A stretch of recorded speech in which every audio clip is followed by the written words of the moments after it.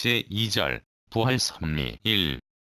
부활섭리는 어떻게 하시는가? 부활은 타락인간이 창조 본연의 자체로 복귀하는 과정적인 현상을 의미하는 것이므로 부활섭리는 곧 복귀섭리를 의미한다. 복귀섭리는 곧 재창조섭리이므로 부활섭리는 또한 재창조섭리가 되기도 한다. 따라서 부활섭리도 창조원리에 의하여 다음과 같이 섭리하시게 되는 것이다. 첫째로 부활섭리 역사에 있어서 그 사명적인 책임을 맡았던 인물들이 비록 그 자신들의 책임 분담을 완수하지는 못하였다 하더라도 그들은 하늘 뜻을 위하여 충성을 다하였기 때문에 그만큼 타락인간이 하나님과 심정적인 인연을 맺을 수 있는 터전을 넓혀왔던 것이다. 따라서 후대의 인간들은 역사가 흐를수록 그 이전의 선지선열들이 쌓아 올린 심정적인 기대로 말미암아 복귀섭리의 시대적인 혜택을 더 받게 되는 것이다. 따라서 부활섭리는 이러한 시대적인 혜택에 의하여서 이루어지게 된다. 둘째로 창조원리에 의하면 하나님의 책임 분담으로서 창조된 인간은 그 자신의 책임 분담으로서 하나님이 주신 말씀을 믿고 실천하게 될 때 비로소 완성하도록 창조되어 있는 것이다. 그러므로 부활섭리를 하시는 데 있어서도 하나님의 책임 분담으로서의 섭리를 위한 말씀이 있어야 하고 거기에 타락인간이 그 자신의 책임 분담으로서 그 말씀을 믿고 실천해야만 그 뜻이 이루어지게 되어 있는 것이다. 셋째로 창조 원리에 비추어 볼 때 인간의 영인체는 육신을 터로 하여서만 성장하여 완성되도록 창조되었다. 따라서 복귀섭리에 의한 영인체의 부활도 역시 지상의 육신 생활을 중심하고서만 이루어지게 되어 있다. 넷째로 인간은 창조 원리를 따라 성장기간의 질서적인 3단계를 거쳐서 완성하도록 창조되었다. 그렇기 때문에 타락인간에 대한 부활섭리도 그 섭리기간의 질서적인 3단계를 거쳐서야 완성하게 되어 있는 것이다. 2. 지상인에 대한 부활섭리 1. 부활기대섭리 하나님은 아담 가정에서부터 부활섭리를 하기 시작하셨다. 그러나 그 뜻을 받들고 나선 인물들이 책임 분담을 완수하지 못함으로써 그 섭리는 연장되어 나오다가 2000년 후에 믿음의 조상 아브라함을 찾아 세움으로부터 비로소 그것이 이루어지기 시작하였던 것이다. 따라서 아담으로부터 아브라함에 이르기까지의 2000년 기간은 결과적으로 다음 시대에 들어 부활 섭리를 하실 수 있는 그 기대를 조성한 시대가 되었다. 그러므로 이 시대를 부활기대 섭리 시대라고 한다. 이 소생 부활 섭리 부활 섭리가 이루어지기 시작한 아브라함 때로부터 예수님에 이르기까지의 2000년 기간은 소생부활 섭리를 해나오셨다. 따라서 이 시대를 소생부활 섭리 시대라고 한다. 이 시대에 있어서의 모든 지상인들은 하나님의 소생부활 섭리에 의한 시대적인 혜택을 받을 수 있었다. 그리고 소생부활 섭리는 하나님이 이 시대의 섭리를 위하여 주셨던 구약의 율법의 말씀을 인간이 믿고 행함으로써 그 책임 분담을 완수하여 의로움을 받도록 섭리하셨던 것이다. 그러므로 이 시대를 행위시대라고도 한다. 이 시대에 있어서의 인간들은 율법을 행함으로 말미암아 그의 영인체가 육신을 터로 하여 소생부활을 함으로써 영형체를 이룰 수 있었다. 그리고 지상에서 영형체를 이룬 인간들이 육신을 벗으면 그 영인체는 영형체급의 영계에 가서 살게 되는 것이다. 3. 장성 부활 섭리 예수님이 십자가에 돌아가심으로 말미암아 부활 섭리는 그 완성을 보지 못하고 재림기까지 연장되었다. 그리하여 이와 같이 연장된 2000년 기간은 영적 구원에 의하여 장성부활 섭리를 해온 시대이므로 이 시대를 장성부활 섭리 시대라고 한다. 이 시대에 있어서의 모든 지상인들은 하나님의 장성부활 섭리에 의한 시대적인 혜택을 받는 것이다. 그리고 장성부활 섭리는 하나님이 이 시대의 섭리를 위하여 주셨던 신약의 말씀을 인간이 믿음으로써 그 책임 분담을 완수하여 의로움을 받도록 섭리하시는 것이다. 그러므로 이 시대를 신의 시대라고도 한다. 이 시대에 있어서의 인간들은 복음을 믿음으로 말미암아 그의 영인체가 육신을 터로 하여서 장성부활을 함으로써 생명체를 이루는 것이다. 이와 같이 지상에서 생명체급의 영인체를 이룬 인간들은 육신을 벗은 후에 생명체급 영계인 낙원으로 가서 살게 되는 것이다. 4. 완성 부활 섭리. 재림하시는 예수님에 의하여 영유가 울러 부활하여서 부활 섭리를 완성하는 시대를 완성 부활 섭리 시대라고 한다. 이 시대에 있어서의 모든 지상인들은 완성부활 섭리에 의한 시대적인 혜택을 받을 수 있는 것이다. 재림주님은 구약과 신약의 말씀을 이루시기 위한 새 말씀을 가지고 오시는 분이시다. 그러므로 완성부활 섭리는 신구약을 이루시기 위하여 주시는 새 말씀을 인간들이 믿고 또 주님을 직접 모심으로써 그 책임 분담을 완수하여 의로움을 받도록 섭리하시는 것이다. 그러므로 이 시대를 시시대라고도 한다. 이 시대에 있어서의 인간들은 재림주님을 믿고 모심으로 말미암아 영유가 울러 완전히 부활되어 그의 영인체는 생명체를 이루게 된다. 이와 같이 지상에서 생명체를 완성한 인간들이 생활하는 곳을 지상천국이라 한다. 그리고 지상천국에서 생활하던 완성한 인간이 육신을 벗으면 생명체의 영인으로서 생명체급의 영계인 천상천국으로 가서 살게 되는 것이다. 5. 천국과 낙원. 이제까지의 기독교 신도들은 원리를 몰랐기 때문에 낙원과 천국을 혼동해왔다. 예수님이 메시아로서 지상에 강림하셨던 목적이 완성되었더라면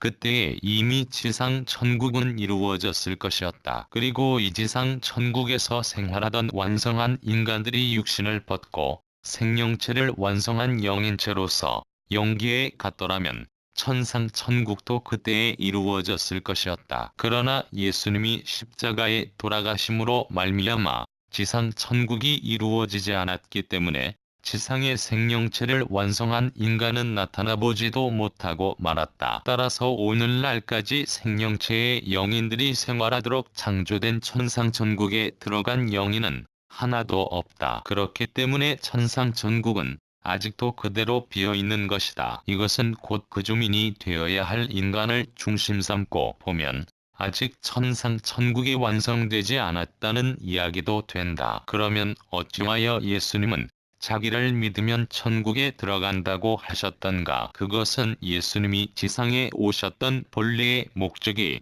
어디까지나 천국을 이루시려는 데 있었기 때문이었다. 그러나 예수님은 유대인들의 불신으로 말미암아 지상 천국을 이루지 못하시고 십자가에 돌아가셨다. 당시의 모든 사람들이 그렇듯 끝내 믿어주지 않았던 그 가운데서 자신을 믿어준 오직 한 사람이었으며 십자가의 동반자였던 강도에게 예수님은 함께 낙원에 들어갈 것을 허락하셨던 것이다. 결국 예수님은 메시아로서의 사명을 완수할 수 있는 소망적인 과정에서는 천국에 들어갈 것을 강조하셨지만 이 뜻을 못 이루고 떠나시는 십자가의 죽음길에 임해서는 실상 낙원에 들어갈 수밖에 없게 된 사실을 표명하셨던 것이다. 낙원은 이렇듯 지상에서 예수를 믿음으로써 생명체급의 영인체를 이루어 가지고 육신을 벗고 간 영인들이 천국문이 열릴 때까지 머물러 있는 영계를 말하는 것이다. 6. 말세에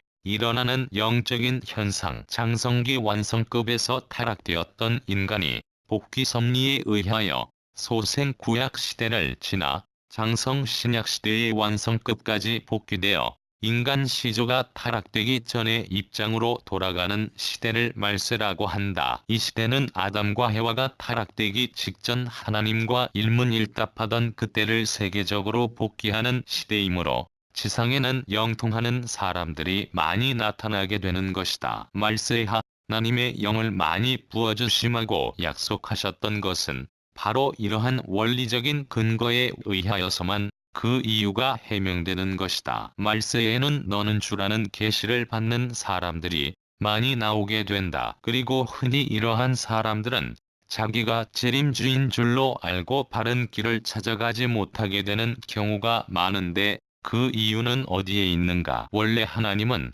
인간을 창조하시고 그에게 피조세계를 주관하는 주가 되라고 축복하셨다. 그러나 인간은 타락으로 말미암아 이러한 하나님의 축복을 이루지 못하고 말았던 것이다. 그런데 타락인간이 복귀 섭리에 의하여 장성기의 완성급까지 영적으로 복귀되어서 아담과 해와가 타락하기 직전의 입장과 맞먹는 심령 기준에 달하게 되면 하나님이 그들에게 피조세계의 주가 되라고 축복하셨던 그 입장을 복귀했다는 뜻에서 너는 주라는 계시를 주시는 것이다. 말세에 들어서 이와 같이 너는 주라는 계시를 받을 수 있을 정도로 신앙이 독실한 성도들은 예수님 당시에 그의 앞길을 곧게 하기 위한 사명을 가지고 왔던 세례 요한과 마찬가지의 입장에 서게 된다. 따라서 그들에게도 각자가 맡은 바구 사명 분야에 있어서 재림하실 예수님의 앞길을 곧게 해야 하는 사명이 주어져 있는 것이다. 이러한 의미에서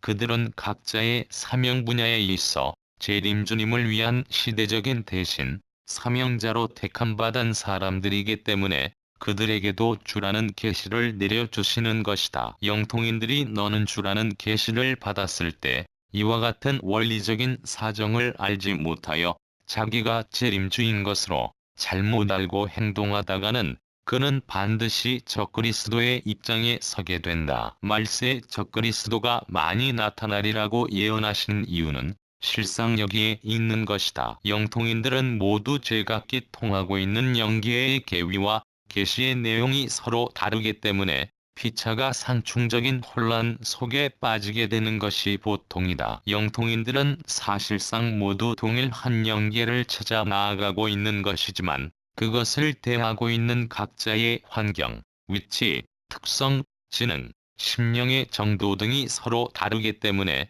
각자에게 나타나는 영계도 각각 다른 모양으로 인식되어 상충을 일으키게 되는 것이다. 복귀 섭리의 뜻을 받들고 나아가는 사람들은 각각 섭리의 부분적인 사명을 담당하고 하나님과 종적인 관계만을 맺고 있기 때문에 다른 영통인들과의 횡적인 관계를 알지 못하게 된다. 따라서 각자가 받들고 나아가는 하늘의 뜻이 각각 다른 것 같이 여겨져서 상충 역사가 일어나게 되는 것이다. 더욱이 하나님은 각자로 하여금 복귀 섭리의 목적을 달성케 함에 있어서 그들이 제만큼 최선을 다할 수 있도록 격려하시기 위하여 내가 제일이라는 계시를 주시기 때문에 횡적인 상충을 면치 못하게 된다. 그리고 그가 맡은 부분적인 사명 분야에 있어서는 사실상 그가 제일이기 때문에 이러한 계시를 내리시기도 하는 것이다. 한편 독실한 신앙자들이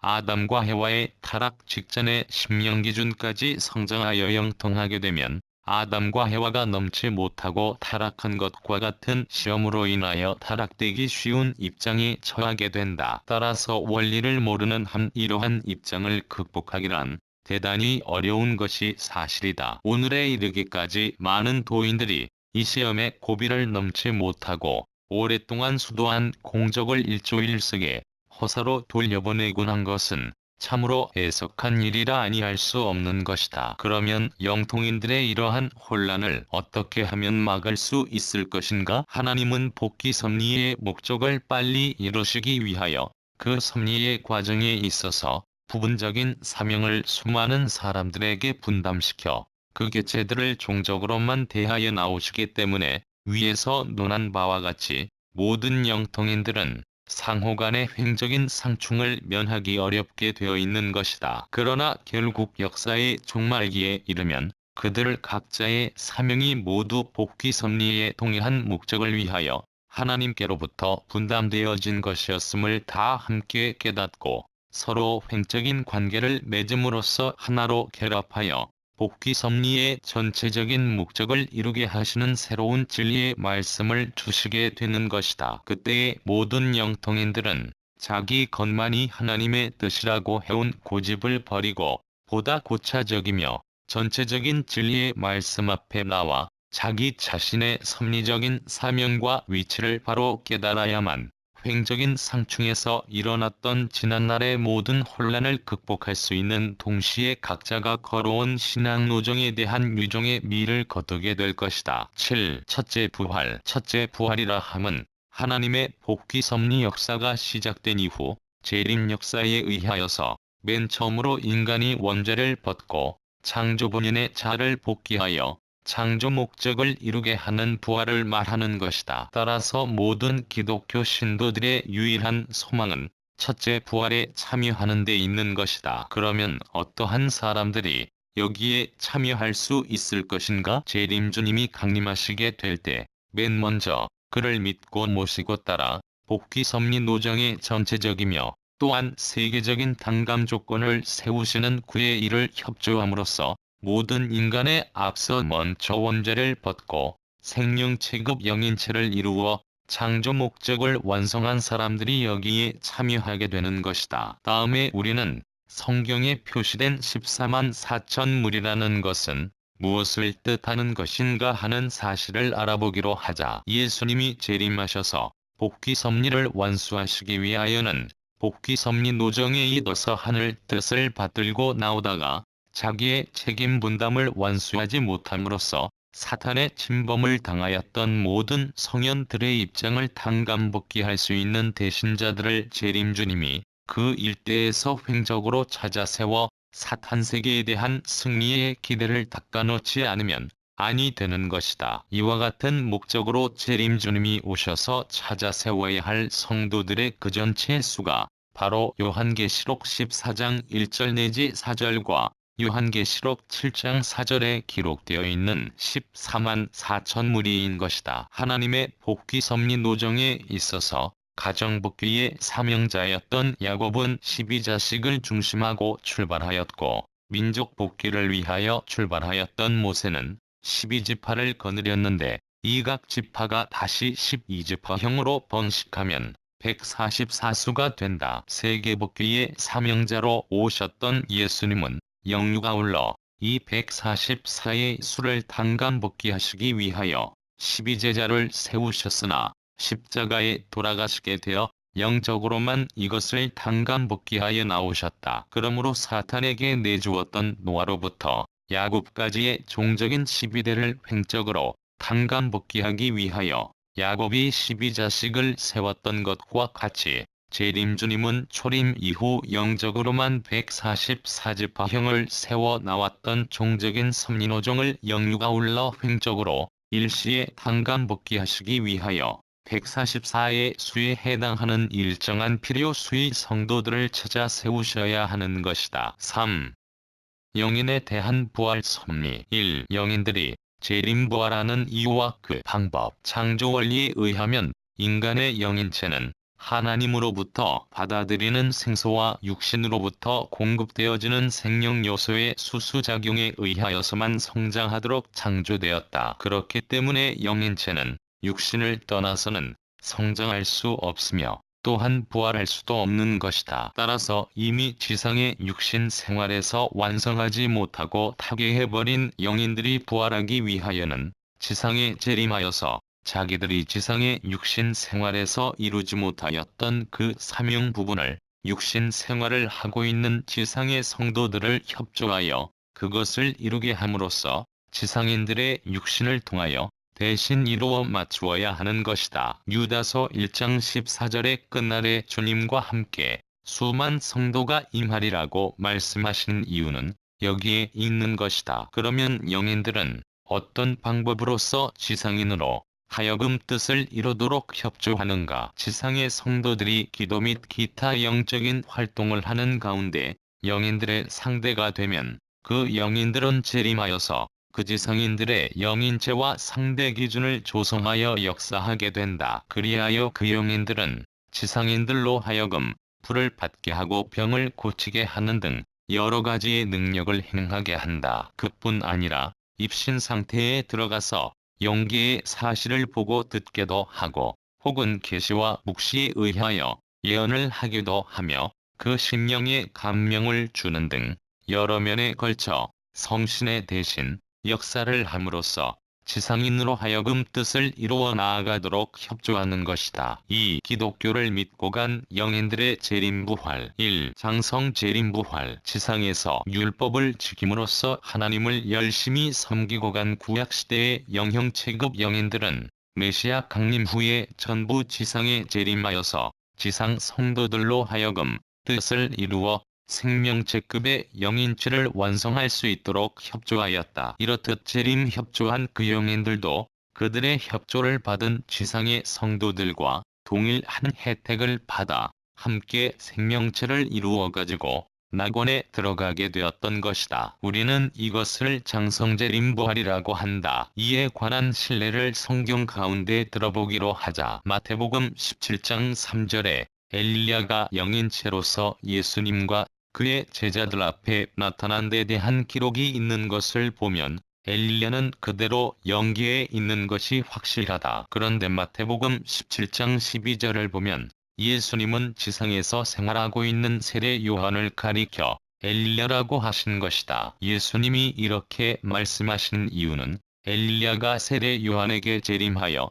그로 하여금 자기가 지상에서 다하지 못하였던 사명까지 대신 이루도록 협조함으로써 재림부활의 목적을 달성코자 하였으므로, 사명으로 보면 세례 요한의 육신은 곧 엘리야의 육신의 대신도 되었었기 때문이다. 한편 마태복음 27장 52절을 보면 예수님이 십자가에 돌아가실 때 무덤에서 자고 있던 성도들이 많이 일어났다고 기록되어 있다. 이것은 흙 속에서 이미 썩어 없어져 버린 그들의 육신이 다시 원상대로 육신을 쓰고 일어났다는 것을 말한 것이 아니다. 그것은 어디까지나 영형체급의 영인체로서 영계에 머물러 있었던 구약시대의 영인들이 예수님의 십자가 대속의 혜택권 내에 있는 지상 성도들에게 생명체를 이룰 수 있도록 협조함으로써 그들을 힘입어 자기들도 함께 생명체를 이루기 위하여 영적으로 재림한 것을 보고 기록한 것에 불과하다. 만일 성경의 문자대로 구약시대의 영인들이 무덤에서 육신을 쓰고 다시 일어났다고 하면 그들은 반드시 예수님이 메시아라는 사실을 증거하였을 것이니, 무덤에서 일어난 성도들이 증거하는 예수님을 메시아로 믿지 않을 유대인이 어디 있었을 것인가. 그리고 이러한 성도들에 관한 사적은 반드시 성서에 남아있을 것이다. 그러나 그들이 무덤에서 일어났다는 사실밖에는 아무런 기록도 남아있지 않다. 이것으로 미루어 보아도 무덤에서 일어났다고 기록되어 있는 그 성도들은 영안이 열린 신도들만이 잠깐 동안 볼 수 있었던 영인들이 없다는 것을 알 수 있다. 예수님의 십자가의 대속에 의하여서 갈 수 있는 낙원에 비교해 볼 때 구약시대의 영인들이 머물러 있던 곳은 보다 어둡고 괴로운 세계이기 때문에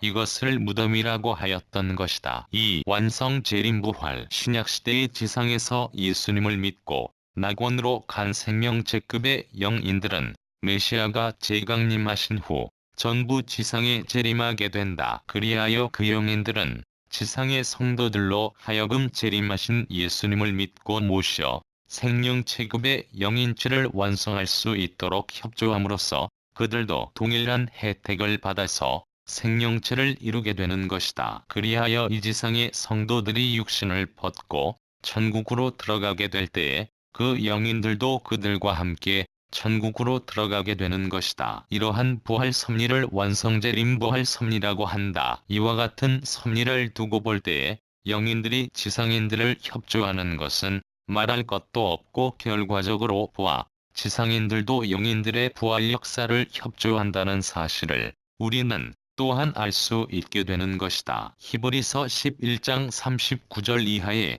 이 사람들이 다 믿음으로 말미암아 증거를 받았으나 약속을 받지 못하였으니 이는 하나님이 우리를 위하여 더 좋은 것을 예비하셨은즉 우리가 아니면 저희로 온전함을 이루지 못하게 하려 하심이니라고 기록된 말씀은 결국 위에서 설명한 사실을 실증하는 것이라고 하겠다. 즉 이 구절은 영계에 있는 모든 영인들은 지상인의 협조를 받지 않고서는 완성할 수 없다는 원리를 증거한 것이다. 마태복음 18장 18절에 기록된 바 무엇이든지 너희가 땅에서 매면 하늘에서도 매일 것이요 무엇이든지 땅에서 풀면 하늘에서도 풀리리라고 하신 말씀도 결국 지상 성도들이 풀어주지 않으면 영인들에게 맺혀진 것이 풀리지 않는다는 것을 밝히신 것이었다. 이와 같이 영인들은 지상의 성도들에게 재림하여서 그를 협조함으로써만 부활하도록 되어 있기 때문에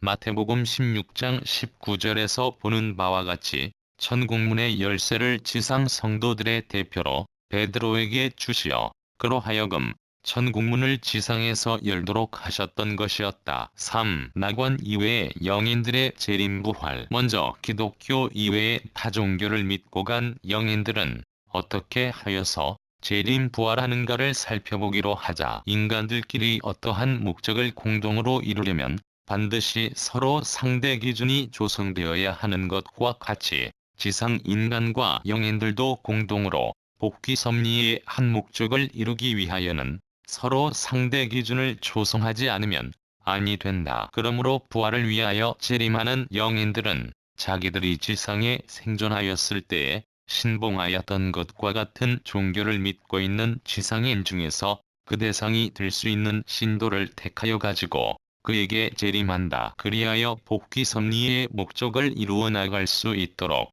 그들을 협조함으로써 마침내 그들과 동일한 혜택을 받게 되는 것이다. 둘째로는 지상에서 종교 생활은 하지 않았으나 양심적으로 살다 간 선영인들은 어떻게 재림부활하는가를 알아보기로 하자. 원죄를 벗지 못한 타락인간 중에는 절대적인 선인은 있을 수 없는 것이다. 그렇기 때문에 여기에서 선령이라고 하는 것은 악성보다 선성을 조금이라도 더 많이 가지고 있는 영인들을 말하는 것이다. 이러한 선영인들은 지상의 선인들에게 재림하여서 그들로 하여금 하나님의 복귀 섭리의 목적을 이룰 수 있도록 협조함으로써 마침내 그들과 동일한 혜택을 받게 된다. 셋째로는 악영인들은 어떻게 재림부활하는가를 알아보자. 마태복음 25장 41절에 마귀와 그 사자라고 한 말이 있다. 이 사자는 바로 마귀의 사주를 받아 움직이는 악영인체를 말하는 것이다. 세칭유령이라고 하는 정체불명의 영물은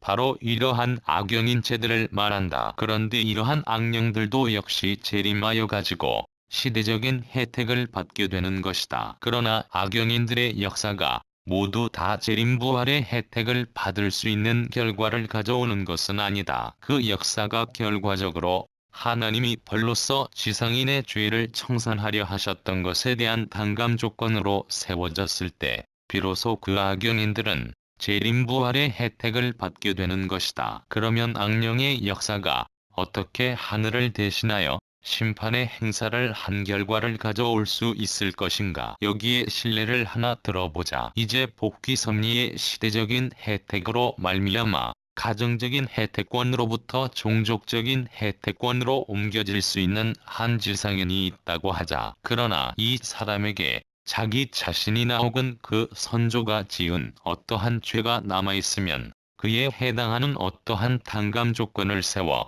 그 죄를 청산하지 않고서는 종족적인 혜택권으로 넘어갈 수 없게 되어 있는 것이다. 이때 하늘은 악영인들로 하여금 그 죄에 대한 벌로서 이 지상인에게 고통을 주게 하는 역사를 하게 하신다. 이런 경우 이 지상인이 그 악영인들이 주는 고통을 감수하고 잘 넘어가면 이것을 단감 조건으로 하여 그는 가정적인 혜택권으로부터 종족적인 혜택권으로 들어가게 되는 것이다. 이때에 그에게 고통을 주었던 악영인도 그에 해당하는 혜택을 받게 된다. 이렇게 하여서 복귀 섭리는 시대적인 혜택에 의하여 가정적인 혜택권에서 종족적인 혜택권으로, 여기에서 더 나아가 민족적인 것으로, 나중에는 세계적인 것으로 점차 그 혜택의 범위를 넓혀 나가는 것이다. 그리하여 새로운 시대적인 혜택권으로 넘어갈 때마다 그 섭리를 담당한 인물은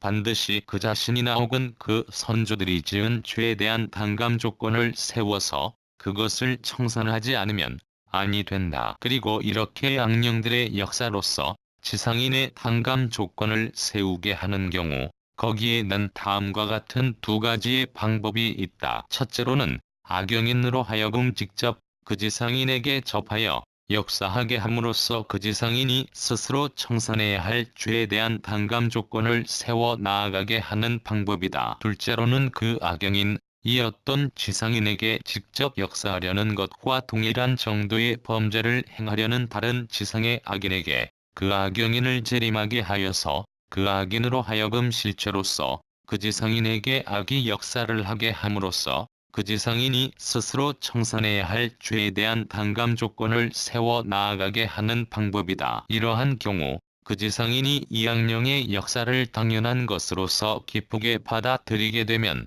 그는 자기나 혹은 그의 선조가 지은 죄에 대한 단감 조건을 세우게 되므로 그 죄를 청산하고 새 시대의 혜택관 내로 넘어가게 되는 것이다. 이렇게 되면 악영인들의 역사는 하늘을 대신하여 지상인의 죄에 대한 심판의 행사를 한 결과가 되기 때문에 그 역사로 말미암아 이 악영인들도 그 지상인과 같은 혜택을 받아 새 시대의 혜택관으로 넘어가게 되는 것이다. 4. 재림부활로 본 유해설. 하나님의 복귀 섭리는 그 전체적인 목적을 완성하시기 위하여 각 개체를 부르시어 그 개체에 적합한 사명을 분담시켜 나오셨다. 그리고 인간은 이 사명을 계속적으로 그와 동일한 형의 개체로 전승하면서 유구한 역사의 기간을 두고 그 분담된 사명 분야를 점차적으로 완수하여 내려왔던 것이다. 그런데 복귀 섭리는 개인에서 출발하여 가정과 민족을 거쳐 세계를 넘어 천주까지 복귀하여 나가는 것이다. 그렇기 때문에 개체에 맡겨진 사명은 비록 부분적인 것이라 할지라도 그 형은 개인형에서 시작하여 가정과 민족과 세계의 각 형으로 그 범위를 넓혀 내려오는 것이다. 성서에서 그 예를 들면 아브라함은 개인형 또는 가정형이었고 모세는 민족형이었으며 예수님은 세계형이었다. 그런데 지상에서 자기의 사명을 다하지 못하고 간 영인들은 각각 자기들이 지상에서 맡았던 것과 같은 사명을 맡은 동형의 지상인에게 재림하여서 그 뜻이 이루어지도록 협조하는 것이다. 이때 그 협조를 받는 지상인은 자기 자신의 사명도 이루어 나아가는 동시에 자신을 협조하는 영인의 사명까지도 대신 이루어주는 것이 되기 때문에 사명을 중심하고 보면 그 지상인의 육신은 그를 협조하는 영인의 육신이 되기도 하는 것이다. 이와 같이 되면 그 지상인은 그를 협조하고 있는 영인의 재림자가 되는 것이므로 그 지상인은 흔히 그를 협조하는 영인의 이름으로 대칭되곤 하는 것이다. 여기에서 그 지상인은 흔히 그 영인이 윤회 환생한 실체인 것 같이 나타나게 되는 것이다. 성서에서 이에 관한 예를 들어보면 세례 요한은 엘리야의 협조를 받아서 그의 뜻을 세워 나아갔기 때문에 그는 엘리야가 지상에 있을 때에 다하지 못하였던 사명까지 다해 주어야만 했었다. 따라서 세례 요한의 육신은 엘리야의 육신을 대신하는 것이기도 하였으므로 예수님은 세례 요한을 엘리야라고 하셨던 것이다. 말세에 있어서 세계형의 분담 사명을 맡은 지상인들은 각각 과거에 그와 동형의 사명을 띠고 왔다 간 모든 영인들의 책임 분담을 다 계승하여 완수해야 될 입장에 있다. 따라서 그 모든 영인들은 그 지상인들에게 재림하여 그를 협조함으로써 그들이 지상에 있을 때에 다하지 못하였던 사명을 완수하게 되는 것이다. 그렇기 때문에 그 영인들의 협조를 받는 지상인은 그를 협조하는 모든 영인들의 재림자요. 따라서 그 지상인은 그 모든 영인들이 환생한 것 같이 보여지는 것이다. 끝날에 자기가 재림 예수요, 미륵불이요, 석가요, 공자요, 혹은 감람나무, 혹은 생명나무라고 자처하는 사람들이 많이 나오게 되는 이유는 여기에 있는 것이다. 불교에서 윤회환생을 주장하게 된 것은 이와 같은 재림부활의 원리를 모르고 다만 그 나타난 결과만을 보고서 판단하였기 때문이다.